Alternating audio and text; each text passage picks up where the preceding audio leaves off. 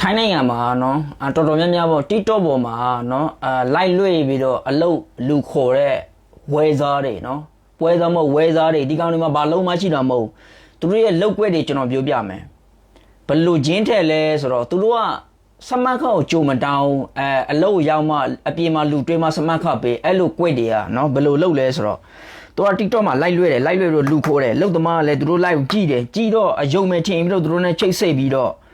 ဝဲစားချိတ်တယ်စမတ်ခတ်ကြုံမတောင်းဘူးသူတို့ကဘလို့လောက်လဲဆိုတော့အလုတ်သမားကိုနေရာတစ်ခုချိန်လိုက်တယ်သူတို့ location ချပေးတယ်ဥပမာဂူတောင်ပြည့်အလုတ်ရုပ်လည်းမဟုတ်ဘူးဘာမှမဟုတ်ဘူးပေါ့လူသူပြတဲ့ဂူတောင်ပြည့်တဲ့နေရာဆိုတော့လောက်သမားကလည်းနော်သူတို့ချပေးတဲ့ location လိုက်လာတယ်ကားငါပြီးတော့ကားသမားနဲ့ဆိုတော့အလုတ်သမားလည်းဂူတောင်ပြည့်ကိုရောက်လာတယ်နော်ဒီနေရာကိုရောက်လာတော့ပွဲစားလည်းဒီနေရာကိုရောက်လာတယ်ဆိုတော့အမပွဲစားနဲ့အလုတ်သမားနဲ့ဂူတောင်ပြည့်မှာအလုတ်တွေ့ပြီအလုတ်သမားထင်တာကဒီဂူတောင်ပြည့်ဒီသူတို့လောက်ရမယ့်အလုတ်ငန်းခွင်ဒါမှမဟုတ်အလုတ်နဲ့နီးစပ်တဲ့နေရာလို့ထင်တာဆိုတော့ပွဲစားနဲ့လုတ်သမားနဲ့အဲ့မှာလူချင်းတွေးတော့သူတို့ပွဲစားပတ်စံယူရတယ်